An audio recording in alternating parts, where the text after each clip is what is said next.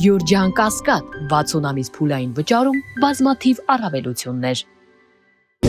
Ընդամենը օրեր առաջ այստեղ էին աղոթքի նախաճաշի ներկայացուցիչները, որոնցից մի քանիսի հետ առիթ է ունեցել հանդիպելու նաև ձեր շարժման ղեկավարը Նարեկ Կարապետյանը։ Հենց նրանց շուրթերով բարձրացվեցին հարցեր, որոնց մասին իշխանությունները բավականին լուռ, բավականին այսպես անտարբեր դիրքորոշում են որդեգրել, ես նկատի ունեմ եւ եկեղեցու դեմ տարվող արշավը եւ Արցախի հարցը չփակելու թեման եւ քաղբանտարկյալների եւ այդ թվում հոգեվորականների բանտարկությունների թեման, հաշվի առնելով, որ նաեւ դուք Արցախի հանրապետության ներկայացուցիչ եք, այս առնչությամբ միջազգային այս ներկայացուցիչների որդեգրած դիրքորոշումը ձեզ համար ոգևորող էր եւ հուսադրող էր եւ օրինակ դուք առիթ ունեցել եք հանդիպել, ինչ թեմաներ եք քննարկվել։ Շատ շնորհակալ եմ հարցի համար, որտեղ շատ կարևոր այսպես խնդիր է եղել, որը կարծես թե շատ չի բարձրաձայնվել եւ այսօր առիթ կա դրա մասին խոսելու։ Տեսեք ինչ էր կատարվում։ Իշխանությունները փորձում էին նաեւ միջազգային հանրության շրջանակներում ստեղծել այնպիսի տրամադրություններ, այնպիսի միջավայր, իբր այստեղ Հայաստանում ժողովուրդը հաշտ է այն ամենի հետ, որ կատարվում է եկեղեցու դեմ այդ մեծ արշավի, բայց կարծես թե նրանց խաղը այդքան էլ չստացվեց, որովհետև փաստացի այդ մարդիկ եկան Հայաստան եւ կատարեցին այնպիսի հստակ հայտարարություններ, նշելով, որ Հայաստանում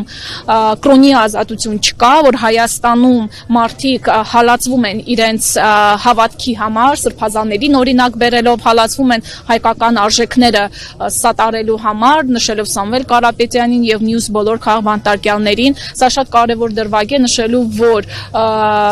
Նիկոլ Փաշինյանի օրակարգը միջազգային հանրությանը համոզելու, որ իր բերած թեզերը Հայաստանում համատարած են եւ ընդունելի են բոլորի համար, այդքան էլ չի աշխատում։ Ընտրությունների մասին կարող ենք նաև անդրադառնալ։ Էջմիածնում տեղի ունեցածը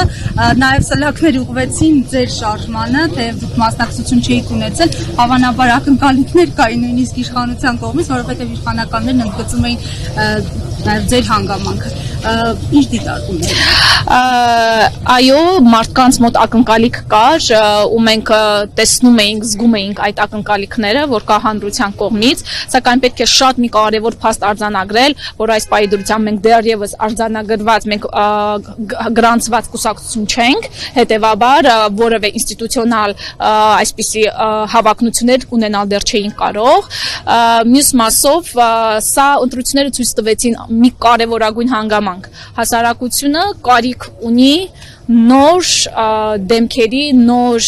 շունչ բերելու քաղաքական դաշտ, որովհետև տեսնում ենք, որ մասնակցությունը եւս այդքան էլ բարձր չէ, 45%-ը, ճիշտ է 21 թվականի համեմատ ավելի ակտիվ է, բայց 45% է ընդամենը կազմում։ Սա խոսում է այն մասին, որ մարդկանց անհրաժեշտ է նոր գաղափարներ, անհրաժեշտ է նոր մոտեցումներ եւ հետեւաբար շատ տեղ կա աշխատելու, շատ տնային աշխատանք կա անելու, որը մեր թիմը պատրաստ է անել եւ շուտով կտեսնենք այդ բաները։ Եվ Տիկին Հովսեփյան կոնսոլիդացիոն հարթակի հետ կապված արդյոք նաև մեր ձևով հնարավոր է դառնա այն հարթակը կոնսոլիդացիայի, որտեղ ներընդդիմադիր տարբեր ուժեր կմիանան, որովհետև նաև Էջմիածնի ընտրությունները ցույց տվեցին, որ ընդդիմության մասնատվածությունն է ոչ լավ արդյունքների պատճառը։ Հնարավոր համարում եք, որ մեր ձևով կարողանա համախմբել բոլոր ընդդիմադիր հարթակները։ Մենք բազմից հայտարարել ենք, որ մեր ձևով շարժման դռները բաց են բոլոր այն մարդկանց համար, ովքեր որ կիսում են մեր գաղափարները, մեր արժեքները, ովքեր պրոֆեսիոնալ են եւ ում ձեռքերը մաքուր են։ Այնուամենայնիվ համոզված ենք, որ ներքաղաքական դաշտին պետք են նոր մոտեցումներ, հետևաբար ովքեր որ կկիսեն մեր այդ մոտեցումները, մեր դռները միանշանակ բաց են։ Շնորհակալություն։